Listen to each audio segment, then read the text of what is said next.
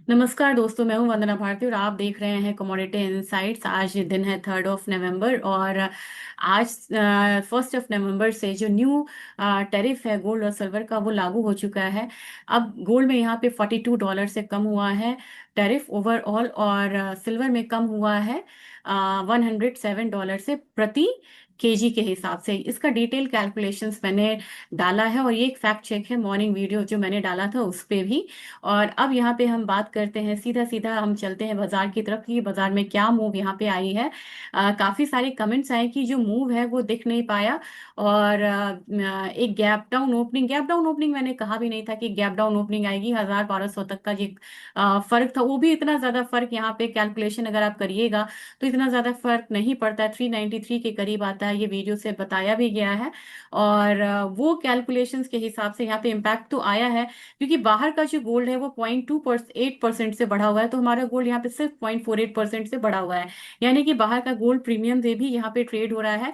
रही बात सिल्वर की, तो सिल्वर में बहुत ज्यादा मूव नहीं देखने को मिला है। अपने बाजार में भी 0.85% से बाहर की सिल्वर बढ़ी हुई, जबकि अपना 0.58% से बढ़ा है। यहाँ पे इम्पैक्ट आया है, लेकिन यहाँ पे छोटा इम्पैक्ट आया है, तो जो कट है वो भी यहाँ पे छोटा सा ही है, उसके हिसाब से इम्पैक्ट आता हुआ दिख रहा है। और अब अगर मूवमेंट की बात की जाए तो मुझे लग रहा है कि जिस तरीके से आज थोड़ा सा रिवर्सल आ रहा है, ये वीकली 2 वीक के डाउन साइड के बाद ये एक डबल टॉप बन रहा था, वहां से एक लगातार हम लोगों ने करेक्शन आता हुआ देखा है।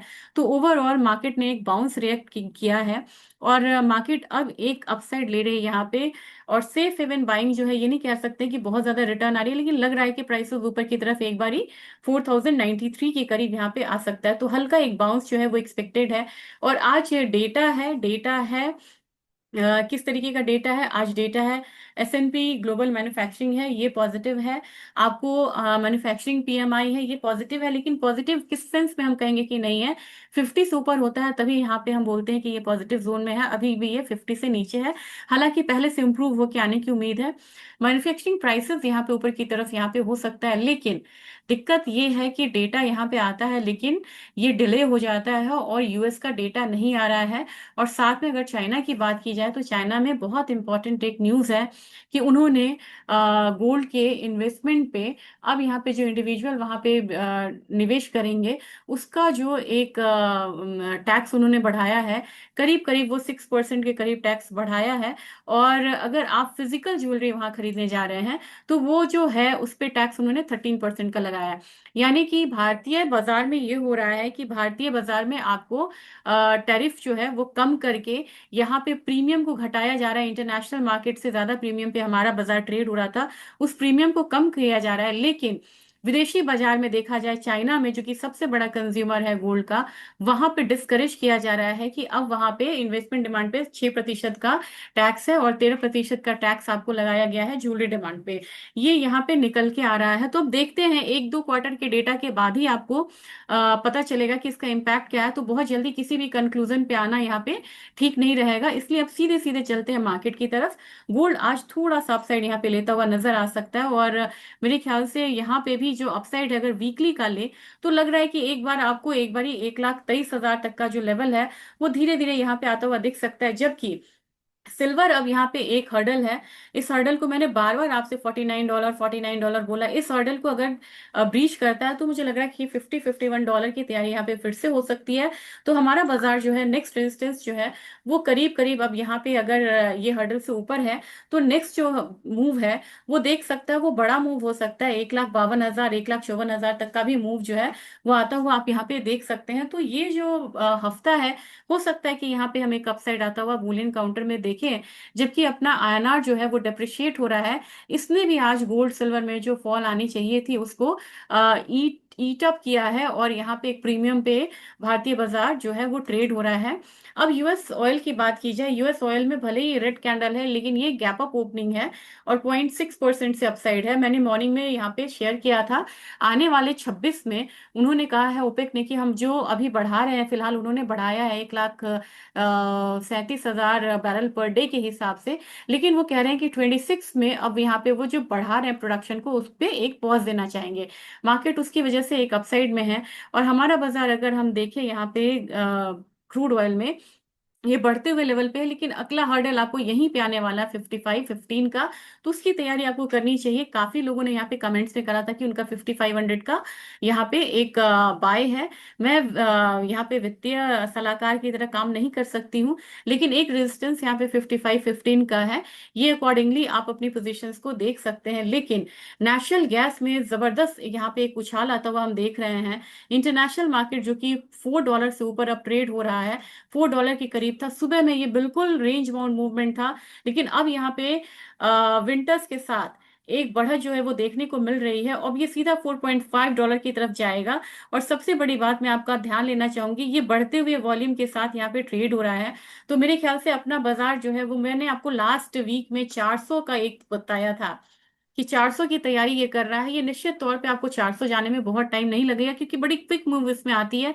लेकिन इसमें जो सपोर्ट बनेगा, वो इसमें स्ट्रॉन्ग सपोर्ट जो है वो 350 के करीब का ही है। जबकि अगर बात की जाए यहाँ पे, मैन्युफैक्चरिंग जो है वो तो स्लगिश है, पीएमआई स्लगिश है। इसके बावजूद यहाँ पे जिंक जो है वो बैकवर्डेशन में है। 305 मैंने कई बार कहा था, 304 305 एक बारी फिर से यहाँ पे एक हर्डल है। लेकिन वहां तक रेजिस्टेंस के करीब ये आ सकता है, जबकि इसका सपोर्ट आपको, मेजर सपोर्ट जो है वो 297 का है। इसको जान के चलना चाहिए। क्रूड में अपसाइड है तो यहाँ पे एक 276 वाला जोन जो है वो एल्यूमिनियम में देखने को मिल सकता है। जबकि कॉपर की बात की जाए, शुरुआती कमजोरी के बाद अब यहाँ पे कॉपर में एक बढ़त देखने को मिल रही है। मुझे 1020 का एक रेजिस्टेंस जो है वहां पे आती हुई कमोडिटी दिख रही है, और मुझे लग रहा है कि प्राइसेस नीचे की तरफ एक बारी 1000 का सपोर्ट जो है उसको एक बार देख सकता है। मतलब देख नहीं सकता, वो एक सपोर्ट है। लेकिन अपसाइड बायस के साथ आज यहाँ पे ट्रेड होता हुआ दिख रहा है। रही बात स्पाइसेस काउंटर की, स्पाइसेस काउंटर में अब यहाँ पे ऊपरी स्तर से थोड़ी सी बिकवाली यहाँ पे टर्मरिक में देखने को मिल रही है। लेकिन 14,200-300 से नीचे का लेवल फिलहाल यहाँ पे नहीं आना चाहिए।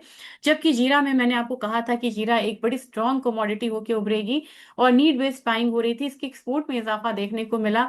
और जो साइक्लोन था यहाँ पे सदर्न इंडिया में, उसने यहाँ पे जितने मसाले थे उसमें उन्होंने मसालों में उन्होंने, जो मंडी में मसाले आ रहे थे उसमें यहाँ पे कमी देखी गई थी। और एपीएमसी से भी अब बहुत कम जीरा जो है वो रिलीज हो रहा है। इसकी वजह से प्राइसेस में एक अपसाइड था। लेकिन आज 20,700 की हाई लगाने के बाद अब ये थोड़ा करेक्शन ले रहा है।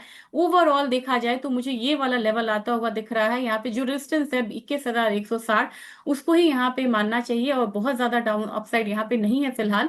लेकिन आज का दिन जो है वो काफी उतार चढ़ाव का रहेगा। जब तक आज का लो हाई को नहीं काटता है, तब तक नेक्स्ट अपसाइड में दिक्कत है। और यहाँ पे सपोर्ट कहाँ पे ले सकता है, इसको जरूर रखें। जो आज का लो है वही इसका सपोर्ट है। धनिया की बात की जाए तो धनिया में मुझे लग रहा है कि 8500 जो मैंने आपसे कहा था, कैरी फॉरवर्ड कम होने की वजह से यहाँ पे एक 8500 वाला जो पॉसिबिलिटी है, जो रेजिस्टेंस है, वो यहाँ पे आता हुआ दिखाई दे सकता है।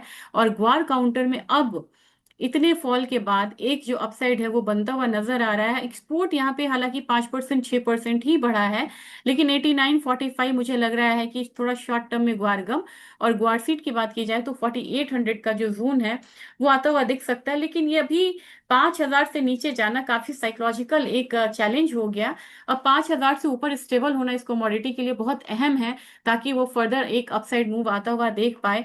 जबकि कॉटन ऑयल सीड केक में मैंने आपसे बार बार कहा था, 3000 की एक मूव इसमें मुझे लग रही है। रेजिस्टेंस जो है वो यहाँ पे लग रहा है थोड़ा सा, यहाँ पे टाइटनेस देखा गया है, और फीड के लिए यहाँ पे इसे डिमांड बढ़ सकती है।